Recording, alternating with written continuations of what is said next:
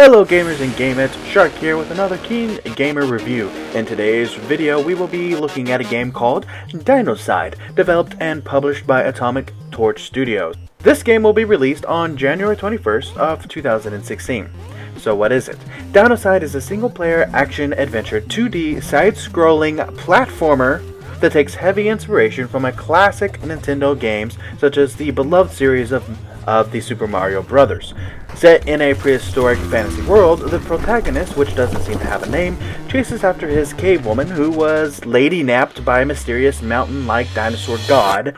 Going through level after level, he travels across a large world map, picks up new tools and friendly dinosaur mount. So let's talk about mechanics. To start off, all you have is the main character and what looks like rocks, or maybe they're coconuts, I don't know. You spawn in a level that scrolls to the right, you get platforms to jump on, pits to fall in, a variety of creatures to throw your rocks at. At the top of the screen you have what I can only describe as a hunger bar. If you are too slow, you simply starve to death and have to restart the whole level. This bar also counts as a health bar in the more traditional sense, and if you get hit by one of the creatures, you lose health and ultimately time to finish the level. Luckily, there are tasty snacks in the form of floating fruits and meat along the way to essentially heal you back up. But there are two other items you find along your path. The first are simple tool upgrades, going from rocks to axes to arrows to boomerang. Similarly to the dinosaur mounts can be found at certain points on the map, again much like Super Mario Bros. And Yoshi. But unlike those more classic games, the upgrades you get last until you get a new one or die. If you complete a level, the tools or mounts you receive from that level go into an inventory at the start of every level, and you can choose to use or not to use one of these tools or mounts for the next level.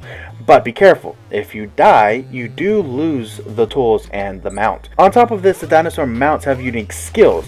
Each one corresponds with a level type. For example, the fire-based mount, which can spit fireballs, is immune to lava. So if you miss a jump and land in the lava, you're fine, as long as you're on the mount. Which brings sort of an interesting tactical decision-making process to the game as well. One of the more modern features of the game is a speedrun option. At first glance, the speedrun level seems randomly generated, but after dying several times and failing, I found that the speedrun was the same every time. There may be more levels beyond this first one that I just simply couldn't get past for some reason, but it would be nice if the developers made this function a randomized daily event, which is finding its way more and more into the world of indie games like this one. Graphically, the game lives up to its 8-bit promise.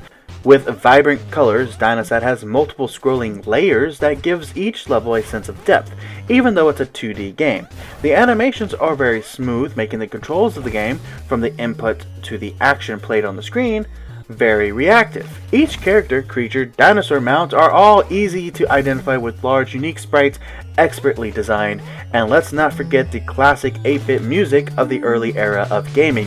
With several tracks depending on the type of level, the game really does a great job creating an exciting atmosphere for the player to enjoy some nostalgic gameplay. So if you're looking for a new game to play but love the classics, head on over to Steam now to get your own copy. And as is the usual, if you enjoyed this video, don't forget to like and subscribe to KeenGamer for more game reviews. Also head on over to KeenGamer.com where we hold weekly giveaways. This week's giveaway will be Punch Club. You can also find Shadowfork's game review for Punch Club right here on KeenGamer as well. And as always, gamers and gamettes, my name is Shark, and thank you for watching this KeenGamer review.